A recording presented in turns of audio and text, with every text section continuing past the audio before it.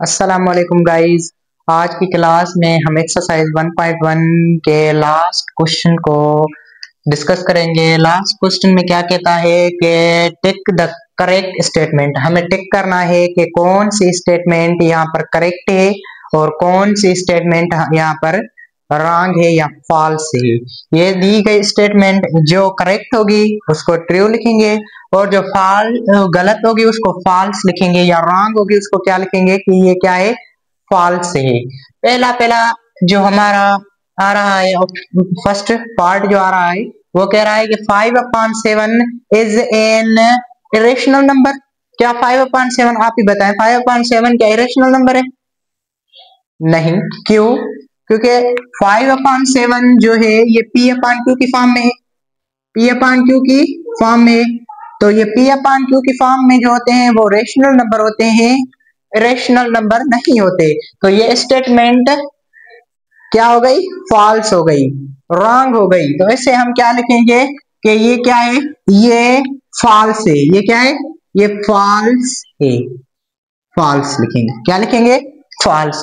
अब दूसरा है कि pi is an irrational number. तो कल की क्लास में भी मैंने इसका रीजन भी आपको दिया था कि पाई एक इरेशनल नंबर है और यहाँ पर भी ये कह रहा है कि pi is an irrational number. तो ये बात सही कर रहा है, यानी इसको हम लिखेंगे ये क्या है, ये ट्रू है। ये क्या है? ये ट्रू है। अब क्या है, अब तीसरे में कह रहा है 0.31591 डैश डैश डैश। यहाँ पर 3 डैश आएंगे। कुछ लोग होते हैं वो डैश डैश डैश लगा देते हैं, ये स्टैंडर्ड नहीं है। स्टैंडर्ड क्या है कि हमें 3 डॉट्स लगाने होते हैं। जब आप सेट पढ़ते हो वहां पर भी हम पढ़ते हैं इनफाइनाइट सेट। तो इनफाइनाइट सेट में भी लोग क्या करते हैं, बस उनको मजा आ जाता है, डॉट डॉट डॉट लगा देते हैं। तो वो गलत है। ये स्टैंडर्ड क्या है कि 3 डॉट लगाए जाए, इनको हम एलिप्सिस भी कहते हैं। तो ये क्या है, 0.31591 dash dash dash is an example of non terminating and non recurring decimal fraction.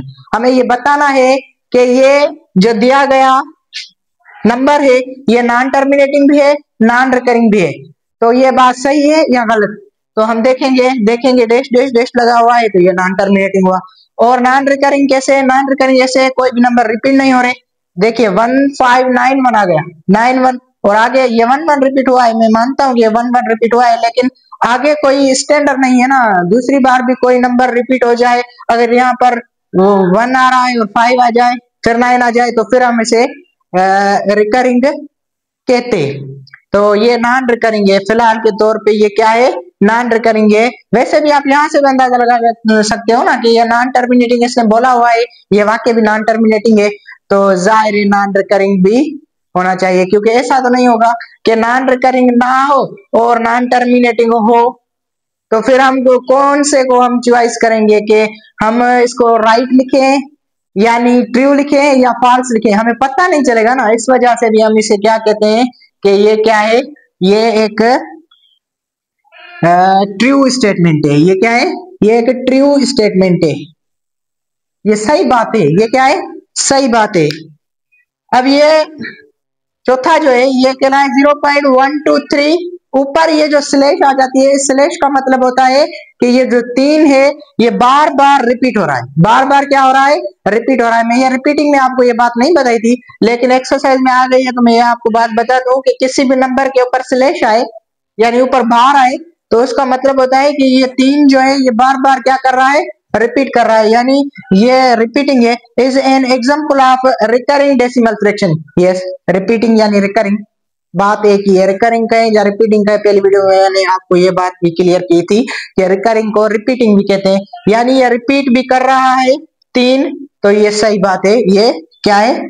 सही बात है, यानी ट्रू स्टेटमेंट है। क्या है? ट्रू स्टेटमेंट है। और ये क्या है, 1/3 2/3 आर लाइन बिटवीन 0 and 1।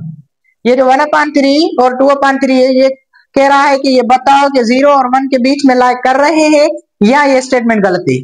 अगर कर रहे होंगे तो स्टेटमेंट ट्रू होगी और अगर नहीं कर रहे होंगे तो स्टेटमेंट क्या होगी? False.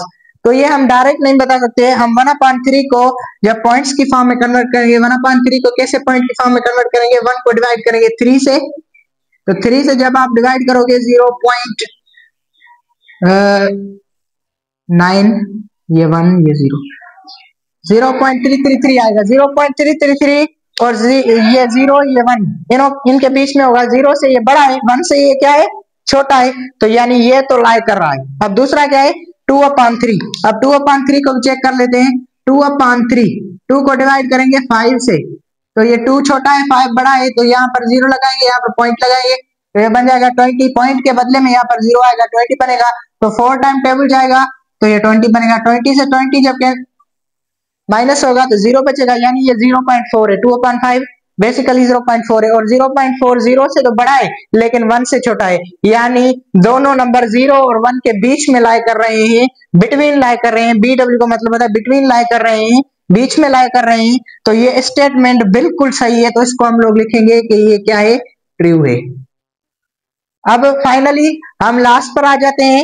1/√3 is an example of rational number. 1/√3, तो मैंने आपको बताया था कि ऊपर या नीचे अगर सर्ड आ जाए तो वो इरेशनल नंबर होता है, रेशनल नहीं होता। ये √3 क्या है, एक सर्ड है। सर्ड किसे कहते हैं, सर्ड उसे कहते हैं जिसका हम रूट हटाएं तो उसका जो आंसर आए वो पॉइंट्स की फॉर्म में आए, तो उसे हम सर्ड कहते हैं। ये नॉन रिपीटिंग भी होते हैं और नॉन टर्मिनेटिंग भी होते हैं।